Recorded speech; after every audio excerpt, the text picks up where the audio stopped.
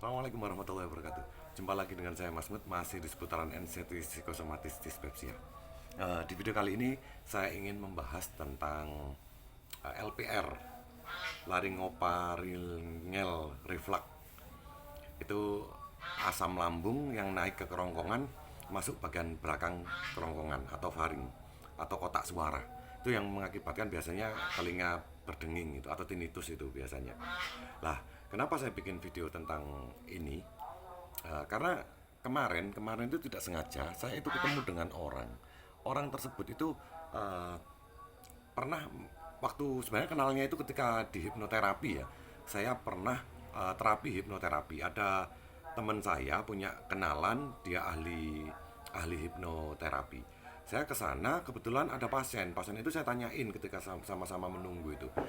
Dia bercerita tentang eh, telinga berdenging atau tinnitus. Dia dirawat sama profesor selama sekitar 25 hari di rumah sakit THT Jakarta sana.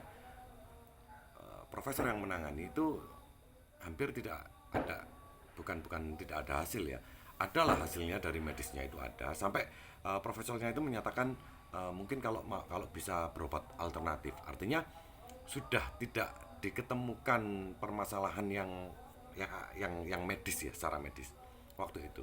Tapi yang jelas orang tersebut itu mengalami tinnitus, telinga berdenging di sebelah kanan, terus penurunan eh, pendengaran di sebelah kiri. Menurunnya drastis sampai tinggal 30%. Jadi beliau menyatakan bahwasanya ada suara berdenging di sebelah kanan tapi normal dengernya, tapi yang di sebelah kiri itu menurun sampai 30%, tinggal 30%, dan itu menjadikan apa namanya, istilahnya itu jadi dua-dua suara, ada dua suara ketika ngobrol dengan orang itu terdengar seperti dua suara, yang satu suara rendah, yang satu suara tinggi tapi dibarengi dengan dengingan di telinga itu tadi atau tinnitus. Lah, itu saya diskusi banyak tentang hal itu sampailah ketika saya bingung kan, saya sudah di 8 bulan anxiety disorder psikosomatis dyspepsia ini, masuk 8, 7 bulan masuk 8. Nanti tanggal 21 ini baru 8 bulan. Ini saya mengalami sesuatu yang normal semuanya. Anxiety disordernya sudah menurun drastis, sudah hampir tidak ada, tidak pernah terjadi kecemasan, hanya sedikit apa namanya, eh, bukan takut ya Pak, ketidaknyamanan saja, hanya sekedar begitu saja. Artinya secara logika psikosomatis disordernya itu sudah hilang sebenarnya, hampir hilang lah. Saya sudah membaik betul secara psikis, tapi secara lambung di puasa ini saya juga membaik, membaik banget. Saya makan segala macam, bahkan saya makan gudeg yang ada santannya, meskipun tidak berani banyak ya, makan makanan-makanan puasa yang banyak santannya, makan onde-onde yang dari ketan segala macam. Semua pantangan saya hajar. Saya berbuka minum dengan susu coklat, saya bikin smoothies pisang coklat dan kurma dan lain-lain. Artinya lambung membaik, psikis membaik, tapi tetap ada ada yang mengganjal yang sampai sekarang masih belum hilang. Jadi yang paling lama di saya itu ini, lancarnya nafas. Saya mengalami kurangnya lancar nafas sama ketika kambuh, maksudnya ketika ketika lambung kurang enak itu sudah tidak ada heartburn, tidak ada sesak, tidak bisa susah nafas, enggak, cuman nafas kurang plong. Jadi nah, semacam di dalam hidung itu terasa kayak kayak buka tutupnya itu kurang los gitu, kurang enak. Padahal saya jauhi es, saya tidak minum es. Artinya idealnya saya ini tidak pilek, saya ini tidak pilek. Terus saya jauhi es, saya berpola makan ya, akhirnya ngawur juga nggak ada masalah gitu. Nah, awalnya yang saya jaga juga begitu-begitu saja, akhirnya saya ngawur-ngawur juga ya, nggak, ya begitu-begitu saja. Dan saya mempelajari betul tentang hal ini, ternyata saya menemukan hal yang unik di sini. Itu tadi jadi ketika saya ketemu dengan orang tersebut, terus saya alami seperti ini, saya menyimpulkan bahwa saya ini lagi LPR. Jadi ada katup organ di kerongkongan itu melemah, yang kalau di lambung itu otot apa namanya, katup eksafagus ya. Tapi kalau yang di kerongkongan itu apa namanya, saya tadi sphincter, katup organ kerongkongan itu rusak atau tidak bisa menutup dengan sempurna. Yaitu tadi LPR itu tadi. Itu urusannya tenggorokan, telinga, hidung dan tenggorokan.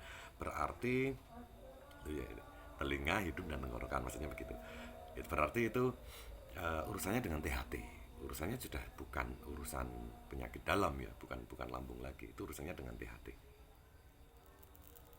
Itu ilmu baru yang saya baru tahu. Penyelesaiannya seperti apa saya belum tahu. Nanti seperti apa cara mengobatinya itu saya belum tahu. Dan saya pelajari dulu, paling tidak saya mengenali dulu penyakit ini yang saya rasakan ini, dan saya meyakini bahwasannya memang itu rentetannya kan di situ, karena ini silent reflux ya, silent atau bahasanya silent reflux atau reflux diam-diam. Katanya artikelnya sih begitu. Itu sama seperti teman-teman yang lain menyatakan bahwasanya dari pola hidup yang tidak sehat seperti makan berlebihan, merokok dan lain-lainnya dan banyak lagi. Dan itu rasanya tidak di sini ya, sekarang sudah tidak di lambung ya, rasanya itu ada di tenggorokan dan di apa namanya, di tinnitus belakang sama hidung sedikit mampet. Dulunya awalnya saya itu merasakan, maksudnya menganggap bahwasannya ketika nafas saya kurang plong itu ciri lambung saya nggak bagus, lagi nggak enak gitu. Memang iya. Cuman dulu ketika lambung nggak enak itu langsung bereaksi di lambungnya, di dada panas, kadang-kadang sampai tembus sampai belakang gitu ya. Ketika sampai parah-parahnya itu, wah kalau nggak sendawa itu rasanya kayak dari belakang ke depan itu sampai sini, kadang-kadang di sini, kadang-kadang di sini, wah pindah-pindah. Waktu dibarengi dengan anxiety, wah dahsyat sekali, horor sekali rasanya hidup. Tapi kalau sudah anxiety-nya nggak ada, sampai bisa ketawa seperti saya. Dan itu apa namanya, biasanya itu harus disembuhkan. Idealnya harus disembuhkan. Saya masih mencari tahu cara mengatasinya. Ini saya sambil baca artikel. Menghindari makanan yang dapat memicu asam lambung, menurunkan berat badan. Saya tidak berat badan saya sudah normal. Berhenti merokok. Nah ini yang saya susah. Mengurangi alkohol, saya tidak minum alkohol. Berhenti makan setidaknya 3 jam sebelum tidur. Nah ini susah ini di saya ini. Karena di bulan Ramadan ini setelah sahur nunggu subuh. Ketika setelah habis sholat subuh, ya baca yang sering saya baca. Setelah itu ya tidur, nggak nyampe 2 jam, nggak nyampe, bahkan cuma 1 jam langsung tidur, langsung rebahan, karena tidak ada reaksi apapun. Jadi saya melakukan hal itu terus setiap harinya. Ternyata ini tidak boleh. Berhenti makan setidaknya 3 jam sebelum tidur. Berarti idealnya kalau mau sembuh dengan cepat, berarti sahur andai kata selesainya jam 4, berarti paling tidak jam 6, jam 7 itu baru boleh tidur. Tapi apa bisa? Waduh, kurang tahu saya kalau di bulan Ramadan seperti ini. Jadi ya kita nikmati sajalah. Terus ada 2 jenis obat katanya ini, tapi nggak dituliskan di sini. Jadi omeprazol mengurangi keasaman lambung. Sama aja, saya juga minum omeprazol dulu. Sekarang sudah tidak minum lagi. Tapi saya tidak minum lagi per hari ini, sudah lama sekali tidak minum. Berarti ini yang diselesaikan adalah tetap lambungnya. Tapi kemarin itu saya melihat bukan artikel ya, saya melihat YouTube dokter Jawa Tengah itu, dokter Anggoro itu menyatakan LPR itu harus dibawa ke dokter, bukan dokter dalam, dibawa ke dokter THT. Katanya sih begitu, untuk memperbaiki lambung. Yang semula saya berpikirnya, mungkinkah ini sinus? Saya sempat berpikir begitu. Saya pikir ini sinus, beneran saya pikir ini sinus. Saya dikasih oles-oles ya dari herbal itu, dari teman saya, dari saudara saya itu, dia bisa bikin sendiri untuk mengatasi sinusitis. Saya kasih lah di sini sama seputaran hidung gitu. Ya sedikit membaik, memang sedikit membaik. Cuman ya itu tadi. Tapi lagi-lagi saya bukan dokter, saya bukan orang medis, saya tidak tahu, kurang pengalaman juga. Tapi satu hal yang saya pahami adalah saya yang mengalami, jadi saya yang tahu betul apa yang saya rasakan. Kadang-kadang dokter juga atau medis juga belum tentu mengalami, hanya dari baca-baca aja atau dari textbook yang ada itu, gejala begini, obatnya begini, kendalanya ini, berarti penyakit begini, kan seperti itu logikanya. Tapi kalau saya selaku pelaku, saya yang mengalami hal ini, saya hanya berpikir begini saja. memang benar. Saya akui, jika lambung kita lagi baik-baik saja, hidung ini tidak akan seperti ini, tidak akan buntu. Dan itu yang paling lama di saya. Nah, seperti nggak los gitu loh. Kalau hitung itu, ya berarti kesalahan di saya itu ya saya tidak berhenti merokoknya, terus lambung saya tidak tidak benar-benar cepat sembuhnya. Tapi saya punya pikiran begini, jika saya melatih lambung saya untuk tetap seperti ini, saya tidak stop dengan instan tata cara makan saya, itu nanti takutnya lambung saya kaget. Ketika saya pernah mengalami seperti itu, awal-awal sakit dulu, saya menjaga betul pola makan, tapi begitu kena makanan yang tidak dicocoki oleh lambung, spontan kontan langsung bereaksi, langsung nggak enak, langsung reflux, langsung begini. Makanya saya lebih suka menjalani yang seperti ini. Jadi saya jalani tetap dengan pola makan yang biasa saja seperti orang normal. Saya berlaku makan seperti orang normal, tapi saya meskipun tingkat kesembuhannya itu jadi ini ya semakin lama ya, tapi sedikit membaik, semakin baik. Saya lebih suka yang seperti itu daripada saya sembuh total sepertinya, tapi ketika saya salah makan lagi, terus kita kambuh lagi. Saya berpikirnya begitu per hari ini, karena sudah tidak ada anxiety disorder. Tapi kalau ada anxiety disorder, jangan ditiru.